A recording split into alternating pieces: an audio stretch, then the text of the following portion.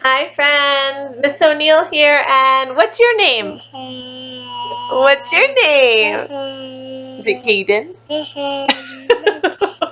Caden! We're going to read The Biggest Pumpkin Ever. And Caden's going to say still in my lap, right? Alright, The Biggest Pumpkin Ever. Once, there were two mice who fell in love with the same pumpkin. Clayton, the house mouse, noticed it one day in the vegetable garden. It was, remember, you have to stay still. It was still little and green, but Clayton thought he could make it grow really big. It might even get big enough to win the grand prize at the town pumpkin contest. Look, Clayton is daydreaming about it. His little green pumpkin. Papa. Look, Boo-Boo, winning the biggest pumpkin award. Your what? Bottle. Sounds like you said bottle. What's bottle? Who knows? He hasn't had a bottle in forever. Desmond the field mouse discovered the pumpkin the same day. He thought that he helped it grow. Oh, he thought that if he helped it grow, it could become the biggest jack-o'-lantern in the neighborhood. So Desmond's on the same mission. A little bit different. Biggest jack-o'-lantern? That afternoon, Clayton watered the pumpkin. He also mixed up some fertilizer and manure and water. He spread the mixture around the pumpkin to make it grow. That very same night, Desmond went into the garden. He watered the pumpkin too. He also spread some manure mixture with water around it. So far, are they taking care of the pumpkins the same? Pretty similar, maybe at different times of the day. The next day, Clayton watered and fertilized the pumpkin again. That next night, Desmond did the same. And the pumpkin began to grow. Are you a pumpkin? By the end of the month, the pumpkin was so large, Clayton couldn't believe his eyes. My goodness, said Clayton's mother, and it's not even full grown. Clayton shrugged. All I do is water it, he said. Clayton's mother whispered in his ear. If you want the pumpkin to grow bigger faster, she said, you should use some sugar water. That night, Desmond brought his brother Morris to see the pumpkin.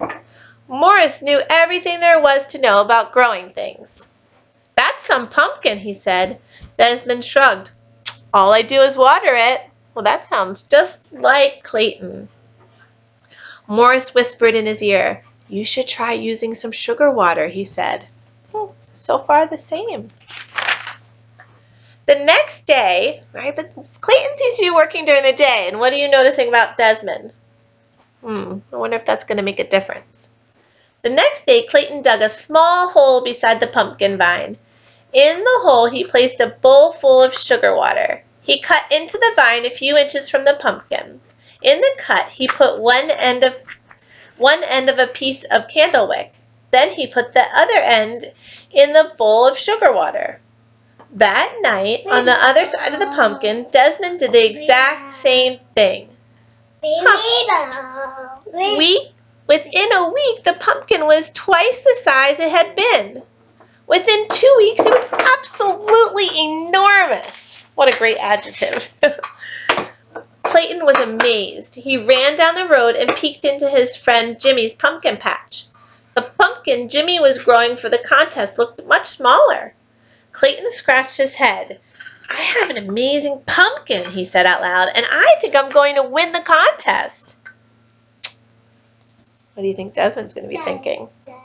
That night, Desmond and his brother Morris spent a long time looking at the pumpkin. How do you think it got that big? Desmond asked. Morris shrugged. A little luck, a little skill. It's going to make some jack-o'-lanterns, said Desmond. It sure is, said Morris. A week later, Clayton noticed the pumpkin was bigger than the family car. During the day, everyone he knew came by to admire it. At night, all the field mouse gathered round to do the same. By now, summer was almost over. In a week, the pumpkin would be full grown and start turning yellowish, and then orange. We learned that in school, friends. A few weeks after that, it would be ripe and ready for the pumpkin contest. You see a bus? You're reading too? Clayton could hardly wait. The pumpkin was growing so fast, it would soon be larger than his house. Look at the comparison. Then he had a terrible thought. If the pumpkin was too big, how would he get it to the contest? He would probably need your bus, Caden. It wouldn't fit in his red wagon. It wouldn't even fit in a truck. Clayton decided to worry about this when the time came. That's good. He's not going to worry about something ahead of time. Whoa, friends, look. That night when the weather grew colder, thinking there might be an early frost, Clayton rushed out to the pumpkin with his blanket. One was not enough.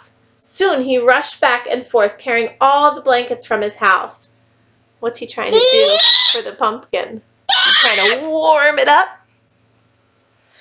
As he worked, he hummed a little song, and as he hummed, he heard someone else singing. He also began to realize that someone else was covering the pumpkin with blankets.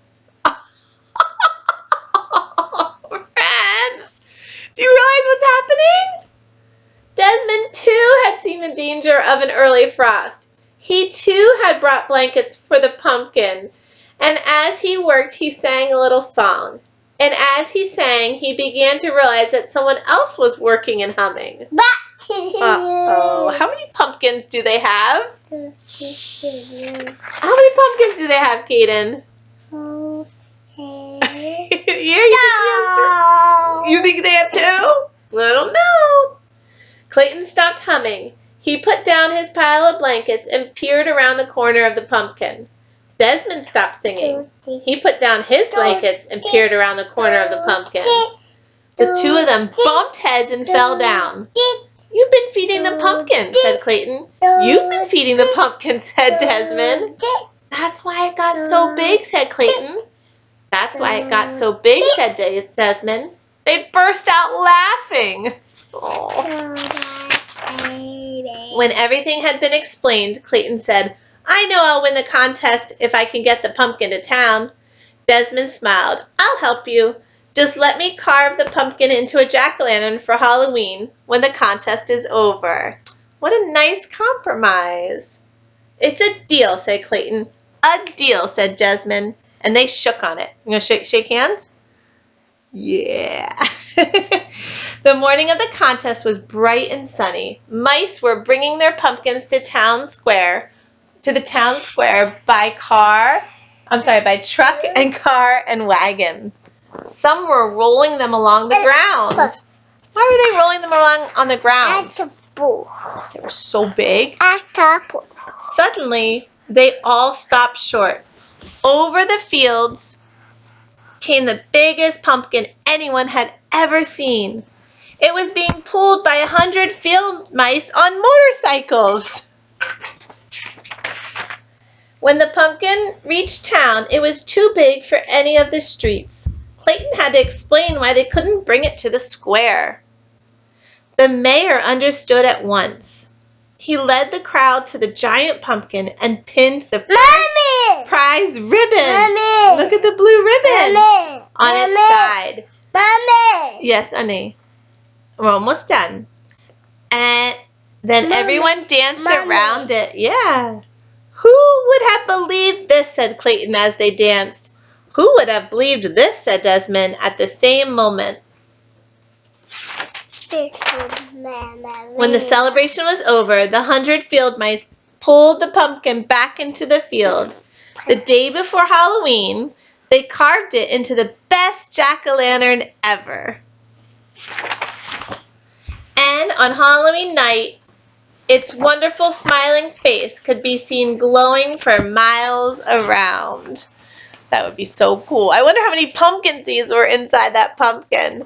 Friends, I love that Jasmine and Clayton compromised, and it's so interesting that they were working on the same pumpkin. That's why the story started with that they fell in love with the same pumpkin. And I guess that's why when I was reading, I made a connection pretty quickly to that one of them, Clayton, was working during the day and Desmond was working at night. Caden, you want to say bye to everybody? Bye. Bye. Say bye, friends. Happy reading. Say see you soon. You give kisses? Mwah.